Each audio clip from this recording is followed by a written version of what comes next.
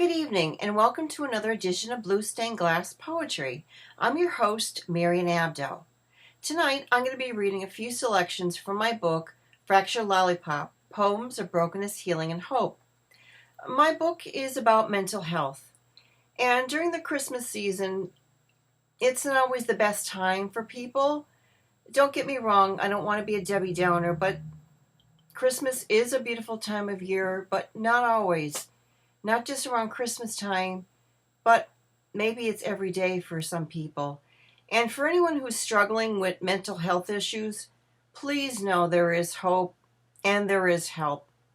Your life means so much to every one of us. So I'm going to read the resources that are in the back of the book. It's on page 69. The first one is National Alliance on Mental Health, NAMI, N-A-M-I.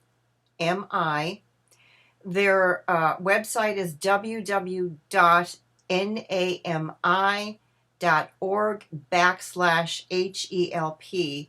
Their hotline is 1-800-950-6264 or text helpline at 62640. And any of the resources I will put in the comments below as well too. So last week, CBS Sunday Morning did a phenomenal job of explaining what the 911 Suicide and Crisis Lifeline. The reporter did a phenomenal job on this piece, so check that out. CBS Sunday Morning, 988lifeline.org. Call or text 988. The Lifeline Network provides a free 24-hour confidential support to anyone in suicide crisis or emotional distress. Also, with the veterans, there is the Veterans Crisis Line. Their website is www.veteranscrisisline.net. That is www.veteranscrisisline.net. Dial 988 and then press 1 or text 838-255. The Veterans Crisis Line connects service members and veterans in crisis with a 24-hour trained responder. These resources are very important. There is no shame in asking for help. Not everybody has great days. We all have good days. We all have bad days. I experience them as well. And some of the poems in this book, they're not always pretty. Mental health is not always a pretty thing to talk about. There is such a stigma, and hopefully with this book and other people writing articles about mental health, we can break the stigma. So I'm going to start with reading. I'm going to read 4 poems. The first one is titled Invisible. Slipping that long white coat on before the bell tolls the strike 8 of morning. The sorrow for now of bygone glory and missed talents for the sake of keeping finances above water. I sit on oh so many floors with no home for stability. People look at my continence like a thorn in their society.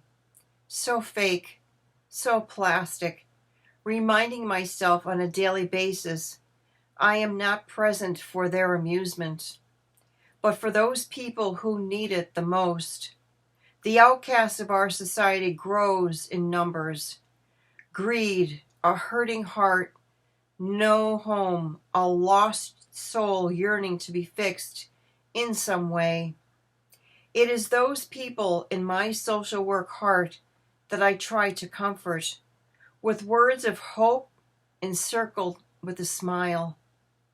We have no idea the amount of simple kindness which can turn anyone's day around, even lives around. Sometimes invisibility is a good thing. It brings humility for my sake and a sense of hope for humanity, and that's invisible. The next one I'm going to read is confusion. Stuck in a corner, the mind and the voice will not scream. Twisted up like a curled up rubber band.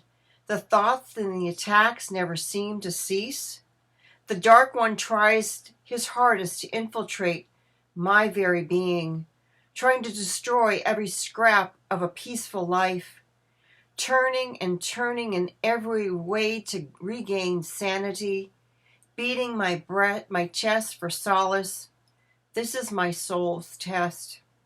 How far and how long will this continue? Did I throw in the towel and give up the fight? Never. Giving up means giving in to that deep void. Its painful edges remind me to forge ahead. My dearest ones need to persevere for their own peace of mind. Human contemplation recalls that our crosses can be difficult amongst the darkness of this world. Love is the first ingredient in the relief of suffering. Love, love, and love, for it is why we are created. Forgive, forgive, and forgive again until your heart finally melts. Believe in yourself, for I believe in the true potential of everyone's soul. And that poem is called Confusion. Bear with me while I turn some pages. Questioning events.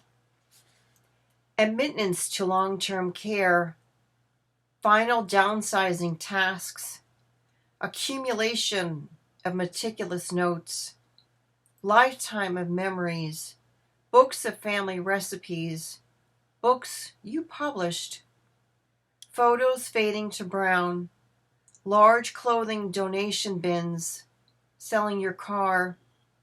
Driving to Goodwill. Making other arrangements. Ups and downs expected. Nieces helping out. Apartment keys turned in. Closing a door on a life that matters. And that is questioning events.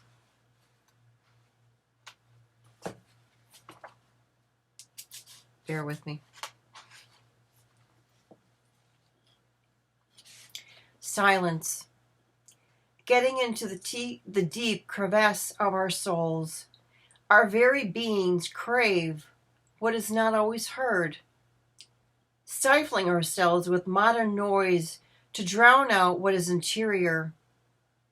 Sitting here, breathing, wondering how to obtain nothing. Needing to find life richer and fuller. Having a conversation with our unknown. Hearing nature's world, which is always true. Earth moving, waves cresting, birds singing, sand granules shifting, snow becoming water, monkeys swinging from trees, camels resting in silence, intimate stillness within the forest, trees swaying in the breeze, streams merging into rivers, flowers opening and closing, whales breathing underwater, golden wheat rustling, horses galloping, harmoniously alive, stars shining.